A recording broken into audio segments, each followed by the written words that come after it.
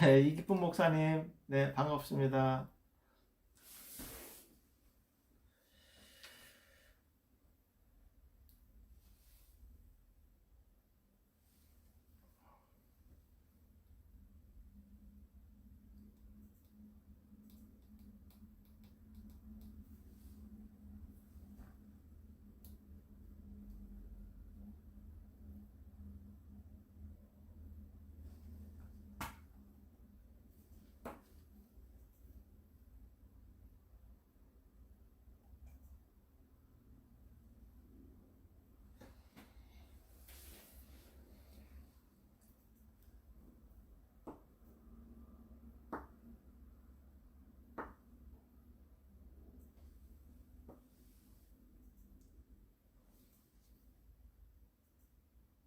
네, 하명수 사모님 열공하시는군요. 네. 아, 다음 주 토요일 날 우리 백정희영관에서 졸업식 합니다. 코안신학대학교요. 그래서 이제 코안에서 우리 이사님 들어오셨는데, 아, 격리하잖아요. 12일 동안. 격리가 끝났었어요. 그 이제, 변수가 생길까봐 이제 일찍 들어오셨는데,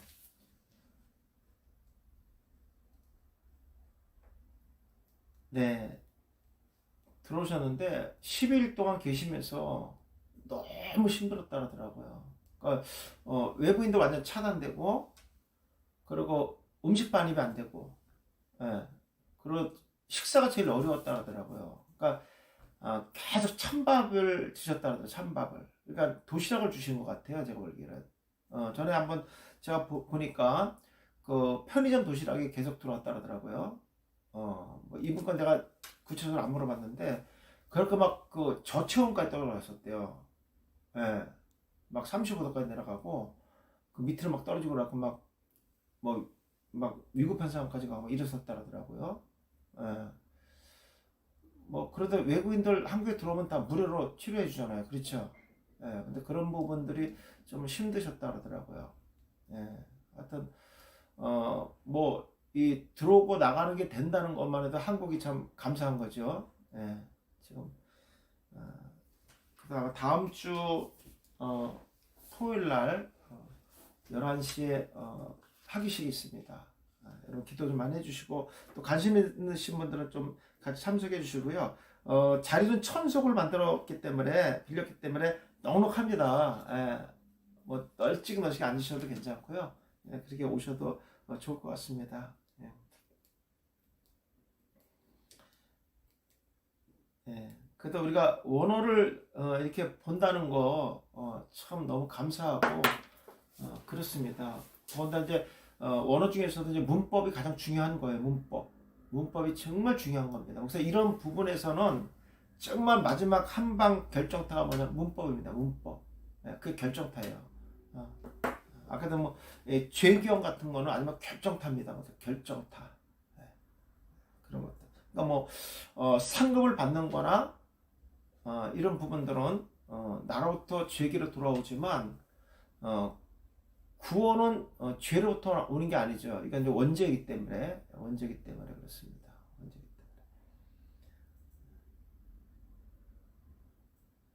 오늘은 제가 은유를 하는데 좀 바꿨어요. 왜냐 먼저 거 하려고 보니까 이 성경에 안 맞는 것들이 많이 나오더라고요. 그래서 이건 할 수가 없다. 다 고쳐가면서 제가 할 수가 없어서 목사님들도 어려울 것 같아서 제가 급하게 바꿨습니다 어제. 그래서 빼앗다라는 단어를 가지고 한번 보겠습니다. 보세요. 은유가 왜 우리가 공부해야 되냐면요. 지금 우리가 이렇게 풀었던 단어의 뜻과 어, 문법도 중요하지만 우리 번역에서 같은 말이 히브리어나 헬라어에선 다른 단어로 쓰인다는 거. 예. 아까도 크리노와 베마가 다른 거. 우린 똑같이 심판대라고 돼 있는데 단어가 다르잖아요. 그러니까 이런 것들을 이제 보셔야 됩니다, 목사님. 제가 어제도 잠깐 말씀드렸지만 예를 들어서 우리가 말이라는 게 언어에서 말이 있잖아요. 그죠? 그 다음에 또 말이라는 단어가 동물에서도 이 말을 사용하고요. 예. 그 다음에 또, 말이라는 게, 뭐, 그, 쌀을 대고 할 때 맨말 하잖아요. 그죠? 계량을 할 때. 예, 이런 말이 있습니다. 뭐 여러 가지 이 말의 개념들이 있어요. 만약에 외국인이 우리나라에 와서 처음으로 이 말이란 단어, 이 언어에서 나오는 이 말이란 단어를 하나 알았어요. 이건 몰랐어요. 이런 말, 동물의 말과 뭐 고물을 지는 이런 말에 대한 이런 걸 몰랐어요. 참 어렵지 않겠어요? 그냥 말이면 다 같은 개념으로 이해할 거 아니겠습니까? 그렇죠? 근데 우리나라의 이 언어 중에서도 이렇게 구별이 되는데 히브리어나 헬라어서는 너무 많아요. 헬라어는 더 많아요. 그래서 제가 헬라어가 어렵다는 말이 이런 것 때문에 그러는 거예요. 변형이 너무나 많기 때문에 그 단어의 개념들을 알려면 너무 어렵고, 또 헬라어 같은 경우는 합성어들이 너무나 많아요. 예. 그래서 이제 그런 것들을 한눈에 볼 수 있는 것이 바로 운유사전입니다. 뭐 이런 것이 있을 거라고 우리가 상상이나 했겠어요? 그래서 이런 말들을 어떻게 구분해서 이걸 다 언어로 우리가 이해하겠습니까? 그렇잖아요. 그런데 운유라는 이 사전이 너무너무 감사했던 거예요, 저한테는요. 네, 그래서 앞으로는 제가 목사님들이 우리 아카데미에서는 이 운유를 했고, 우리 그 금요반에서는 이 운유를 합니다.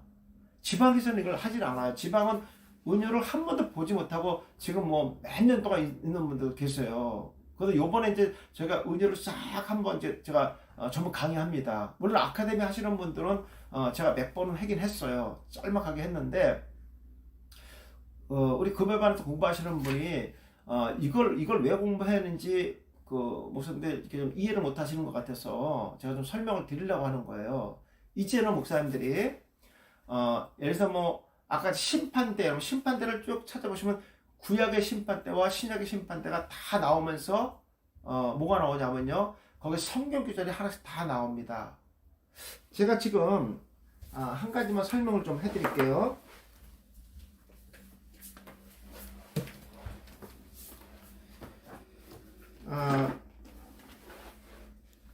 예를 들어서 이제 헬라어에서 보시면요,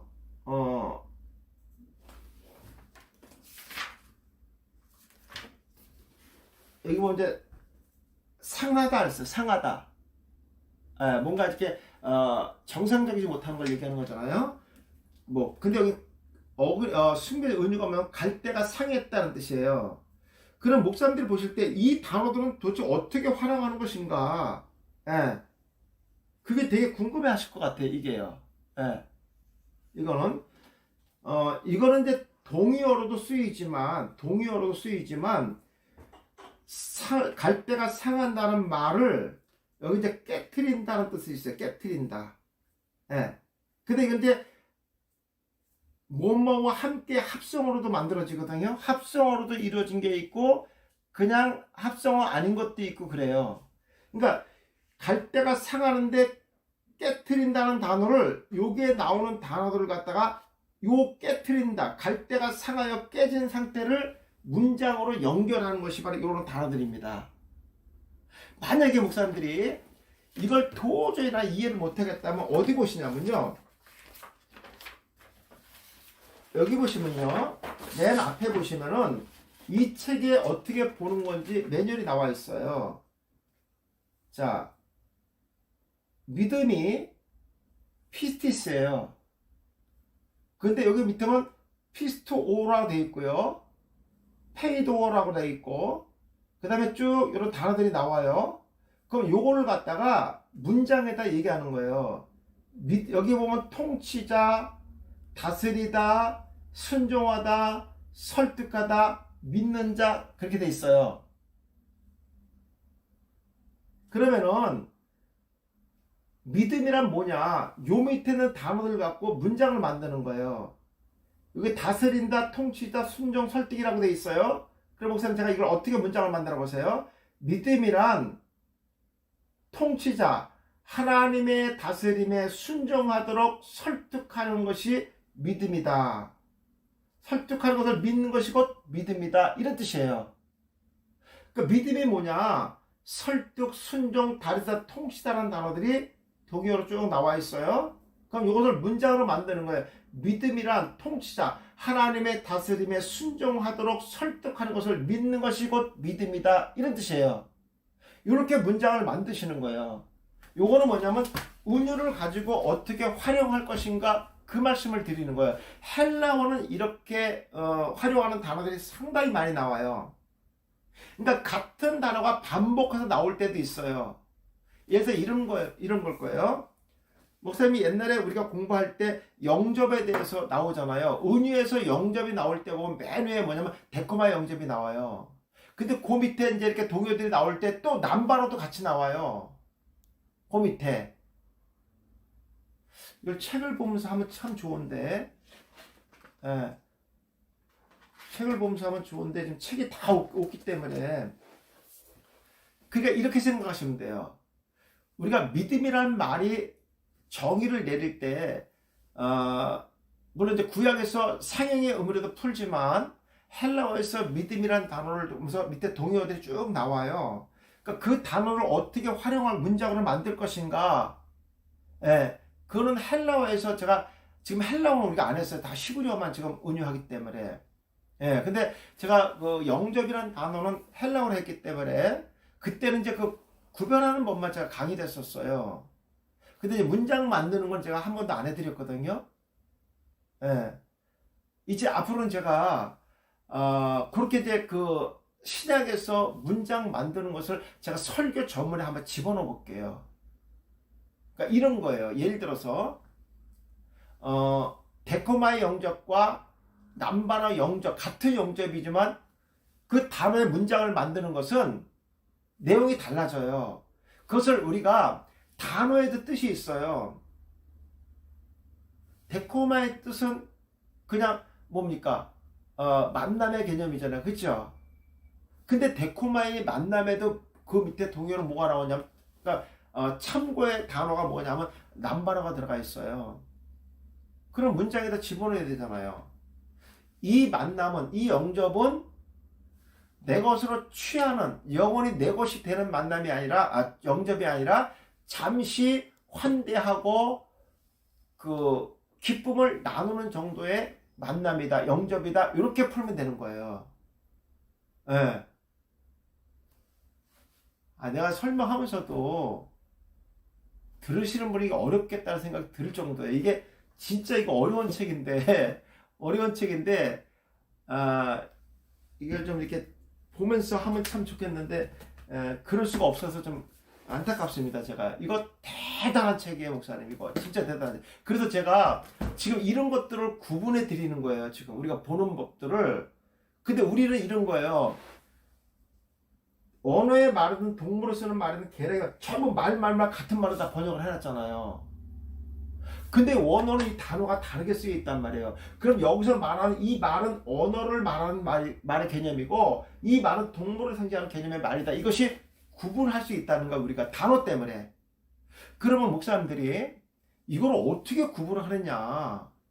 예를 들어서 데코마이 영접, 우리가 영접, 데코마이, 그 다음에 람바노, 아판테스예요. 제가 아판테스 같은 경우는 어디서 보냐면 이거 다 바빌렉스에서 보는 거예요. 바빌렉스에 이 아판테스는 뭐냐면 살다 이렇게 나와요. 살다. 근데 그 밑에 성경 기준이 뭐냐면 천상에서 예수님과 그의 백성들이 만나는 이 단어가 영접이 데코마인데, 아판테스인데 우리 이걸 그냥 번역해서 영접 잃어버렸단 말이에요. 그러면 산다는 것과 예수님과 그 백성들 천사에서 만나, 데살로니가 4장 17절에 나오는 거예요. 그러니까 이 만남은 뭐예요? 부부가 만나는 거잖아요. 살기 위해서 부부가, 왜냐면 예수보다 영적 신랑이고 우리 신부니까. 그렇구나. 그래서 이 영접은 천상에서, 이 땅도 아니고 구원받은 백성들이 이제 하늘에 들림받아서 영적인 신랑과 영적인 신부가 영원히 사는 만남의 영접이구나, 이렇게 해석하는 거예요. 저도 그렇게 해서 이것을 푼 거예요.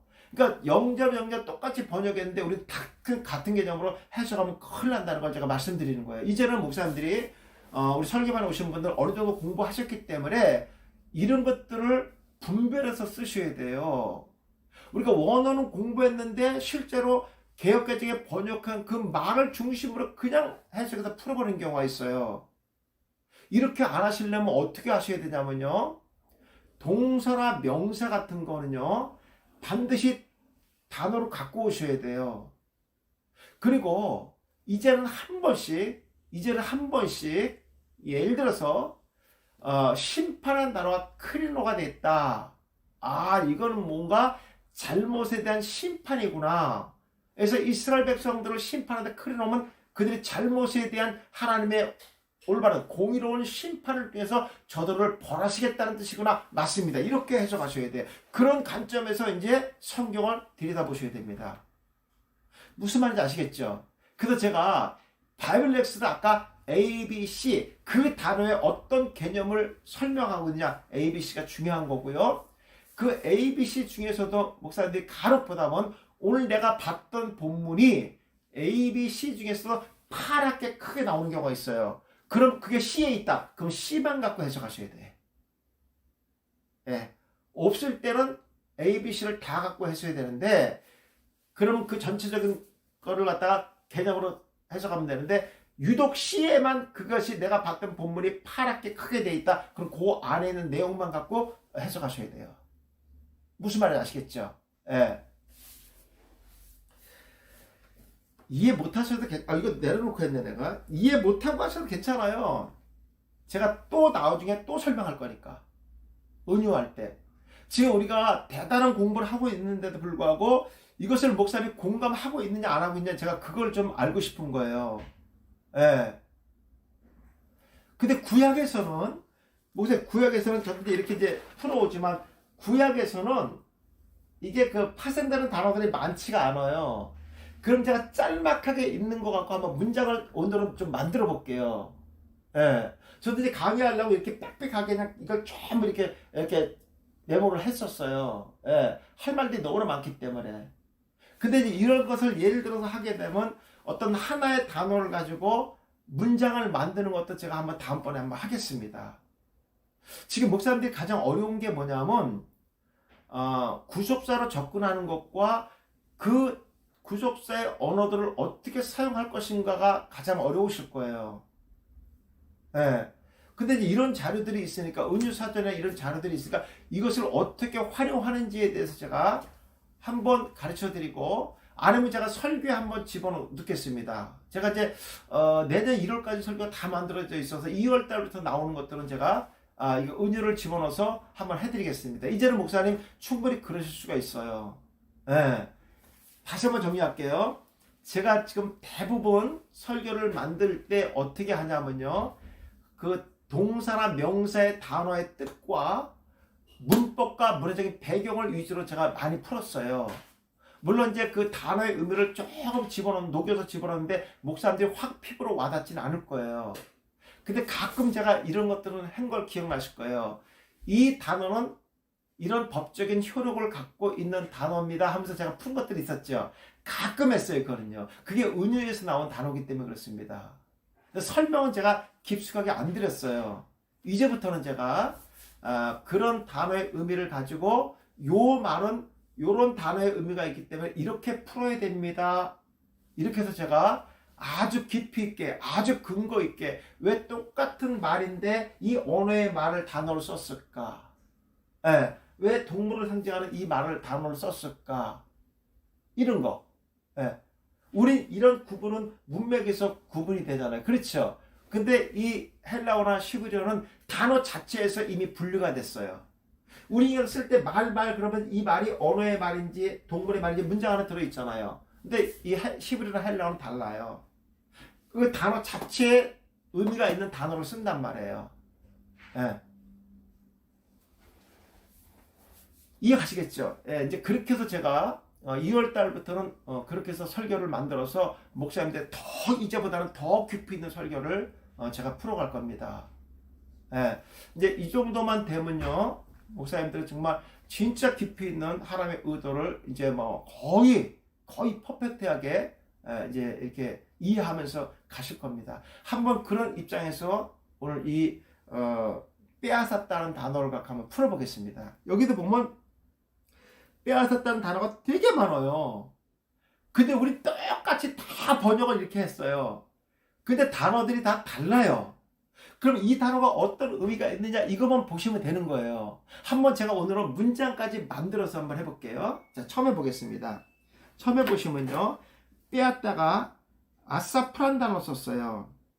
무슨 바빌렉스 있으시면 보면서 하면 참 좋은데 이름 많이 못 풀잖아요. 예. 그 단어가 뭐냐면요. 아내가 평강을 빼앗는 거예요. 뭐 거기 보시면 에레미야 16장 5절 한번 보세요. 이거 하나만 제가 봐드릴게요. 목사님들 에레미야 16장 5절 한번 보세요. 되게 요 은유는요 첫 번째 나오는 이 말씀을 가지고 이거 푸는 거예요. 첫 번째 본문 말씀 갖고.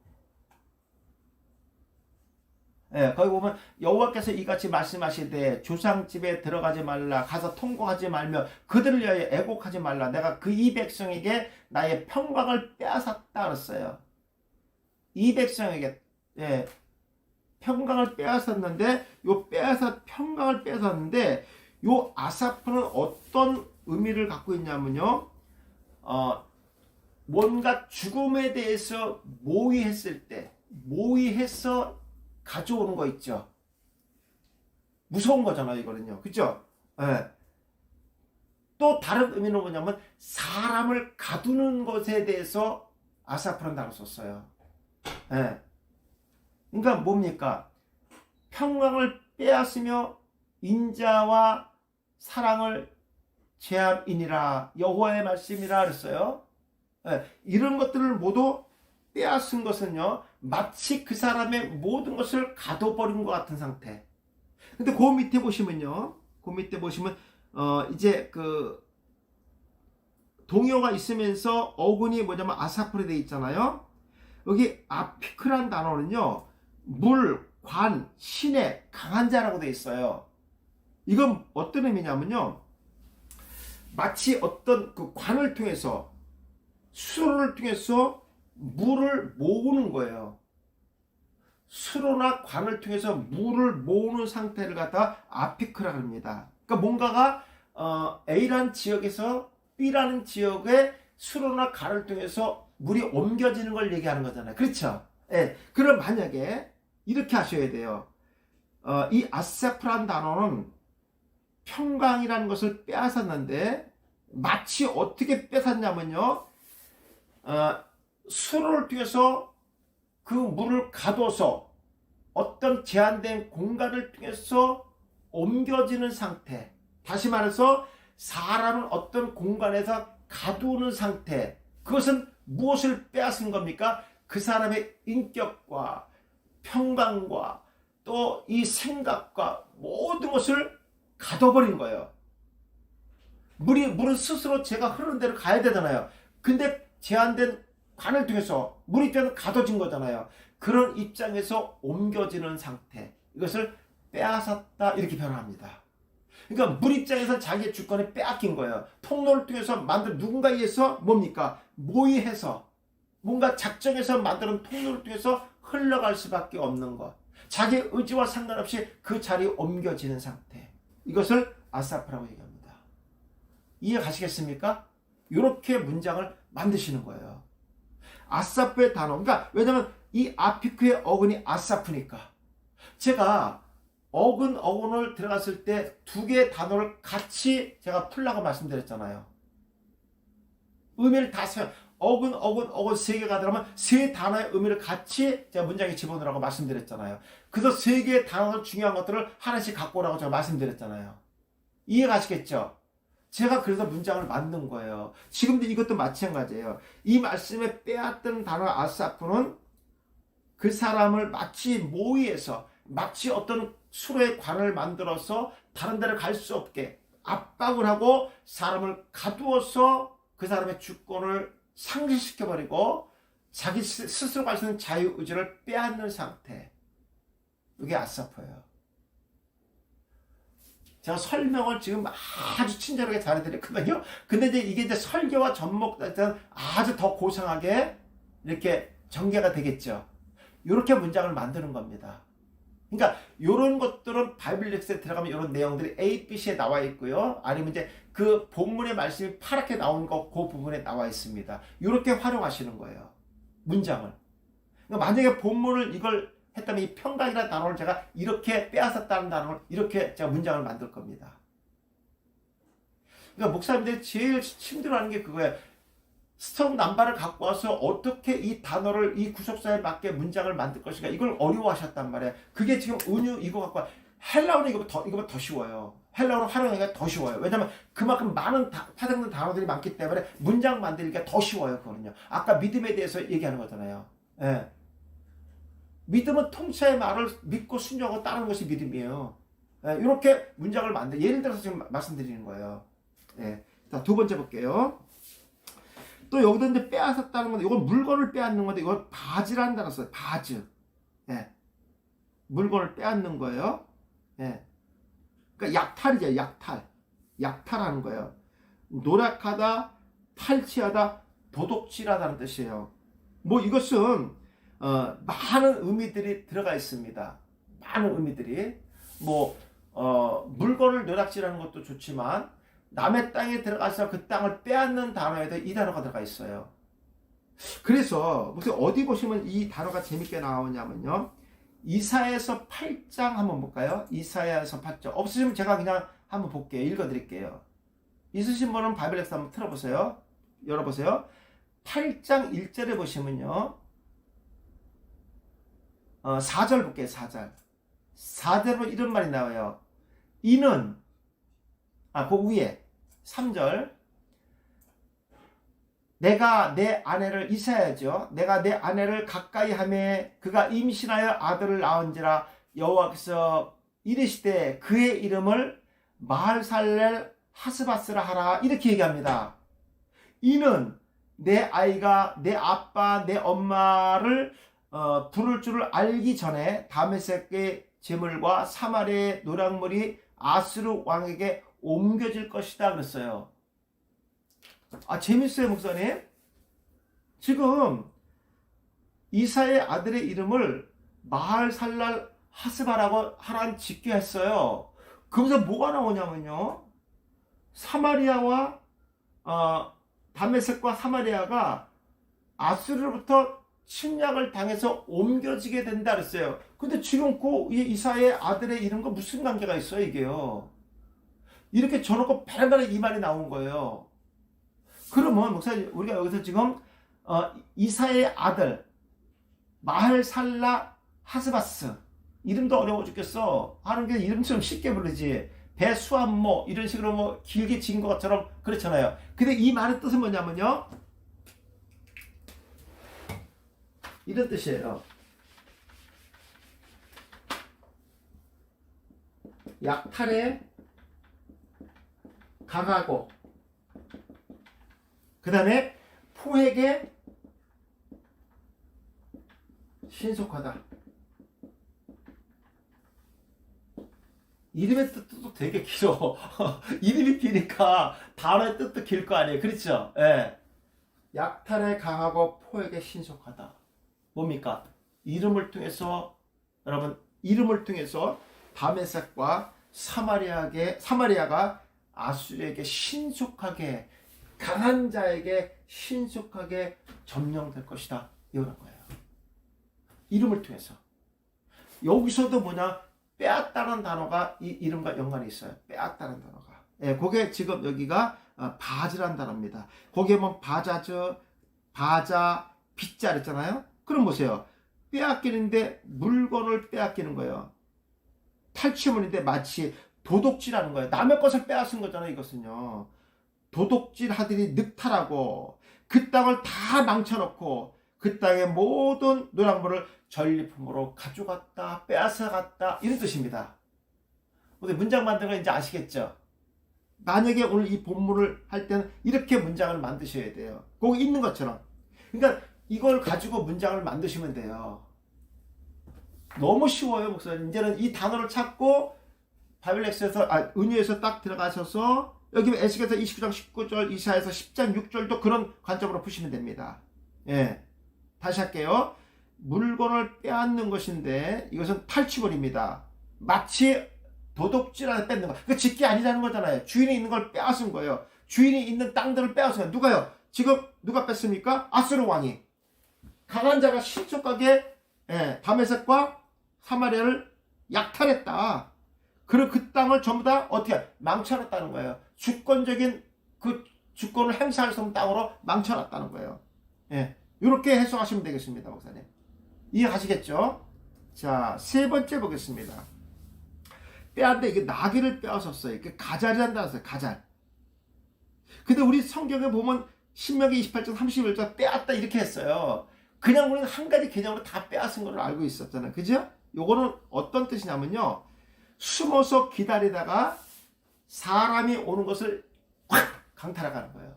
야비하죠, 요거는. 괴범이죠. 여기서 빼앗는 거 그냥 뺏는 게 아니라 나귀를 빼앗을 때 이렇게 했다는 거예요. 숨어서 기다리듯이 사람들이 걸어오는 사람을 강탈하는 거예요. 그러니까 이거는 어떻게 빼앗는 거냐? 무력으로 강탈한다는 거예요. 무력을 쓰는 거예요. 그러니까 뭐 사람을 반쯤 죽여놓고 그냥 빼앗는 거죠. 그렇게 뺏는 것이고요. 이게 어근적 의미는 그렇게 의미를 갖고요. 더 강하게 설명하면요, 고대 사람들은요, 사람을 빼앗는 것뿐만 아니라 무엇까지 빼앗았냐면요, 이 가죽을 다 벗겨가 버렸어요. 가죽을. 강력한 무력을 사용한 거죠. 그리고 권력을 빼앗을 때도 요 단어 씁니다. 권력을 빼앗을 때도 요 가잘이라는 단어 씁니다. 그러니까 거기 보시면 이제 가잘이 가젤, 가젤라, 그 다음에 게젤 이렇게 나와 있잖아요. 그죠? 그 밑에 두 번째 건 강도질을 얘기하는 것이고요. 세 번째 것은 전리품을 얘기하는 거예요. 탈취물, 전리품. 아까 제가 권력을 빼앗는 것이라고도 얘기했었어요. 그 다음에 그 게젤은 억지로 강압적으로 뺏는 건데, 이것은 뭐냐면 공의가 박탈된 상태에서 빼앗는 걸 얘기하는 거예요. 공의가. 그게 뭐예요? 강도죠. 불법이죠. 이건 어디까지 맞냐면 게젤은요, 형제의 것을 빼앗는 거예요. 형제의 권력까지도 동생이나 형이 빼앗아 가는 때도 이 게젤을 씁니다. 권력을 빼앗을 때도 이 단어 썼고요. 그러니까 이 빼앗는 가젤은 뭐냐? 강도같이 강압적으로 자신의 무력을 사용해서, 그것이 무기든 어떤 권력을 가지고 사용하여 사람을 반쯤 죽여놓는 거예요. 물건만 빼앗는 것이나 그 사람이 회생할 수 없을 만큼의 상태로 만들어 놓고 빼앗아가는 것을 가젤이다 이렇게 얘기합니다. 가잘. 뭐 가젤, 가젤라, 게젤 다 같은 말입니다. 이렇게 문장을 만드시는 거예요. 이제 무슨 말인지 아시겠죠? 요걸 가지고 본문 갖고 들어가시면 이제 어떻게 해석할지 이제 쫙 나옵니다. 맞아요. 그냥 그 형제의 그 권력을 빼앗은 것은 그냥 빼앗은 게 아니라 회생할 수 없도록, 다시 그 자리를 회생해서 차지할 수 없도록 완전히 죽여버린 거예요. 생매장시켜버린 거예요. 이렇게 빼앗았다, 이렇게 해석하셔야 되는 거예요.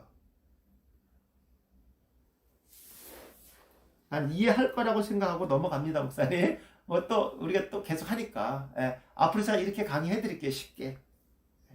자, 그 다음에 그 밑에 빼앗다, 가젤라는 그 위에 있는 거기 때문에 넘어갈게요, 목사님. 자, 그 다음에 이제 다섯 번째 빼앗다는 게 할라프입니다. 할라프. 자, 요건 중요해요. 요거는 구원에 대해서 사용하는 단어입니다. 이 할라프는 빼앗는 것이 구원이에요. 이것은요, 구원을 행하는 자 입장에서 할 때 요 단어 씁니다. 구원을 행하는 자. 그래서 빼앗는데 어떻게 하느냐? 대적으로부터 끌어내고 대적으로부터 벗어나게 하는 거예요.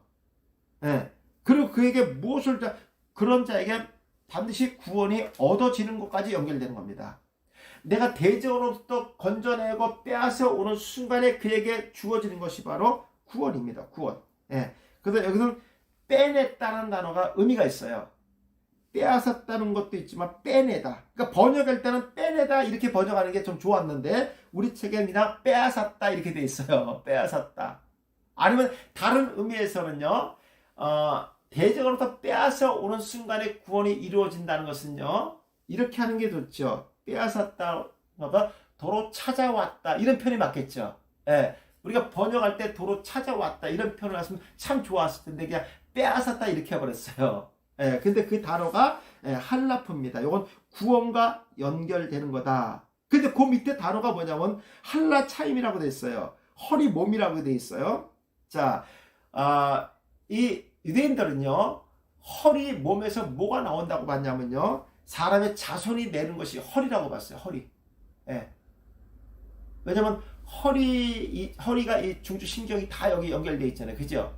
모든 힘은 이 허리에 가 있잖아요. 그래서 사람의 자손이 나오는 장소가 허리라고 봤습니다. 예. 그 다음에 또 이건 좀 야한 거지만 정력의 자리가 허리에서 나온다는 거예요. 우리 남자들 허리가 다치면 몸을 쓸 수 없잖아요. 그렇죠? 예, 그런 개념입니다. 그러니까 힘을 나타나는 거예요. 힘. 예. 빼앗을 때는 이거 힘은 하나님의 주권적 의지를 갖고 빼앗아 왔다, 되찾아 왔다, 이런 뜻입니다. 그 힘은 생명을 얘기하는 것이고, 구원받은 백성들의 빼앗는 순간에, 찾아오는 순간에 그의 자손이 회복된다, 이런 뜻입니다. 제가 아까 뭐라 했죠? 사람의 자손이 나오는 것이 허리라 그랬잖아요. 그렇게 해석하는 겁니다.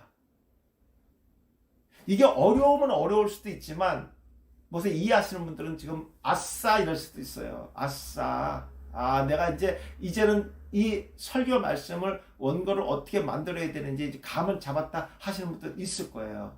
예, 다 제가 감 잡게 해드릴 겁니다. 앞으로 이렇게 문장을 만드시면 이게 다 가능합니다. 예. 자, 밑에 또 볼까요? 예.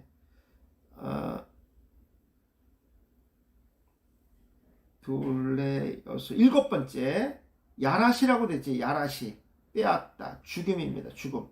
예, 죽임을. 예. 이거는 이제 상속의 개념이 가장 커요. 야라시 뭐 많이 들으셨잖아요. 예. 그물이 히브리어로 야라시예요. 야라시. 헬라어에서 오른쪽에 그물을 던져라. 그 그물이 히브리 야라시입니다. 예. 상속자라는 거야, 그물. 예.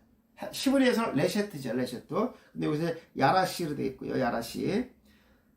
상속하다. 그 다음에 여기 보면 으레샤라고 되어 있죠. 예, 으레샤. 뭐 이제 야르샤로 되고요, 으레샤로 되는데 모음 때문에 그러거든요. 산업과 소유라고 되어 있어요. 예, 요건 소유의 땅을 나타내는 겁니다. 소유의 땅. 그 다음에 으르샤, 요거는 상속 재산을 얘기하는 거예요. 예. 그러니까 상속자는 뭐냐? 상속자는 이미 자기의 주어진 소유의 땅을 유산으로 받는 자를 얘기하는 거예요. 재산을 받는 거죠. 재산을 획득하는 것을 우리 성경에 이걸 빼앗다 이렇게 했어요. 빼앗다. 예. 근데 여기는 취하다는 말이 맞겠죠. 예. 취했다. 뭐 우리가 상속을 아버지로 빼앗는 개념은 아니잖아요. 취한다는 말이 맞죠. 그 땅의 소유자가 됐다. 예. 가난했던 자가 기업이 되었다. 뭐 이렇게 보셔도 괜찮습니다. 그리고 자기 손으로 움켜 잡았다. 이렇게 됩니다. 그런 문장으로 만드시면 됩니다. 제가 지금 있는 것만 갖고 하는 거기 때문에 이렇지, 무슨 이 단어들을 사전에서 찾으면 더 확실한 단어들이 나오고 더 확실한 의미들이 나온다는 것만 아시면 돼요. 네. 하나만 더 할게요. 거기 나바브라고 돼 있죠. 빼앗기는데 무엇을 뺏기느냐? 마음을 뺏기는 거예요.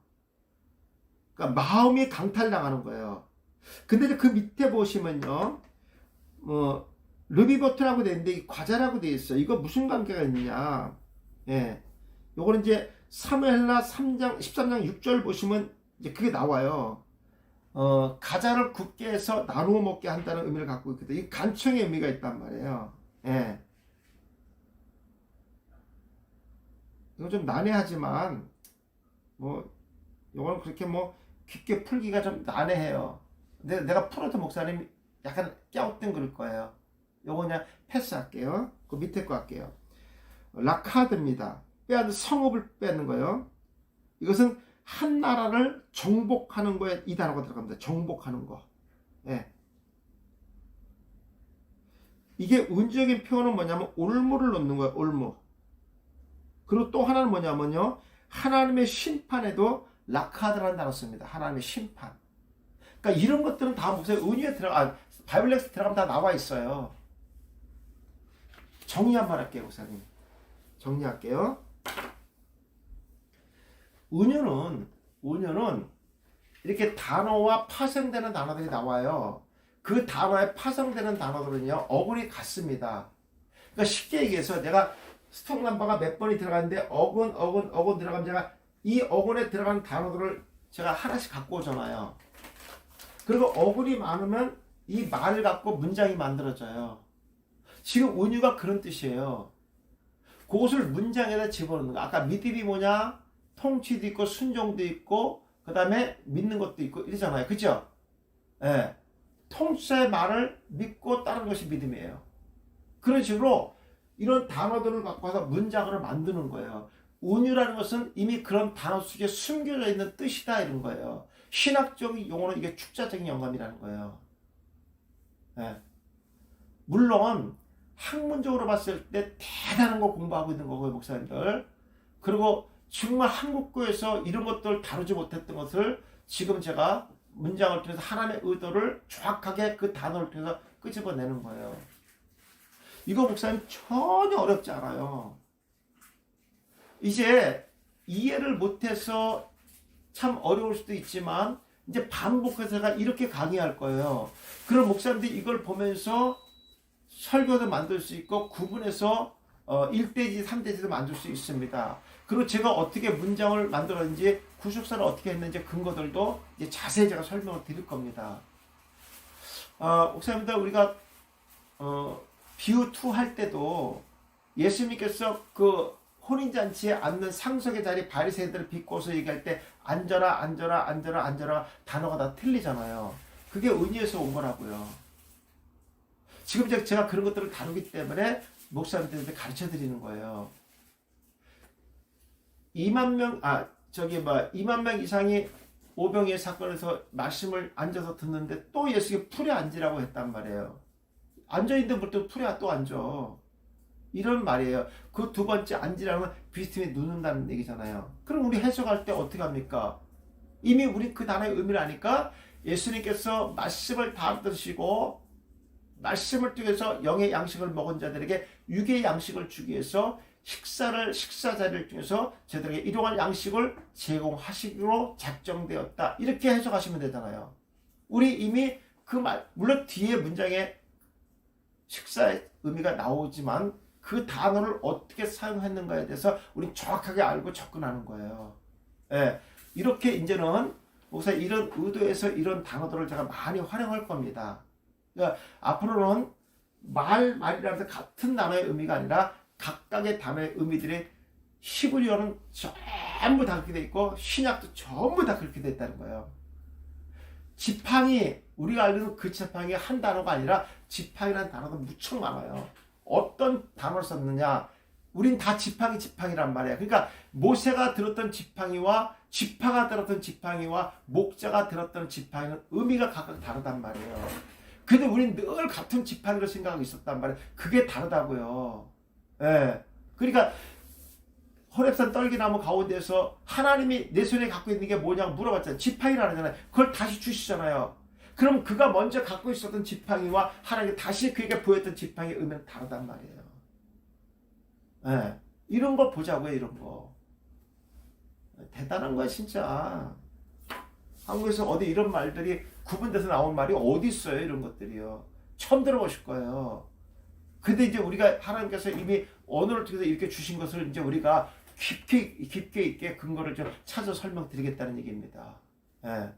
하여튼 그렇게 아시고 책 갖고 있으신 분들은요, 목사님 이 앞에 매뉴얼 한 번만 읽어보시면 아 이렇게 보는 거로구나 끄떡끄떡 나올 겁니다.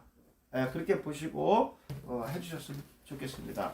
앞으로 은유는 제가 계속 할 거예요. 이거는 빼놓을 수가 없고 너무 중요한 거기 때문에 이제 설교를 만드는 데 대해서 이 은유가 없으면 안 돼요. 이제는요. 제가 여지껏 이렇게 활용하던 것들을 이제 하나하나 공개해 드리는 거예요. 목사님들한테. 저도 이런 의미를 갖고 지금 문장을 만들고 설교를 전문을 만드는 겁니다. 이건 이제 공개하는 거예요. 예. 이런 거 어디 가서 설교 한 번 하면 진짜 뭐 엄청난 파급효과가 일어납니다. 예. 하여튼 오전은 우선 여기까지 하고요. 식사 맛있게 하고 12시 55분에 만나도록 하겠습니다. 감사합니다. 수고하셨습니다.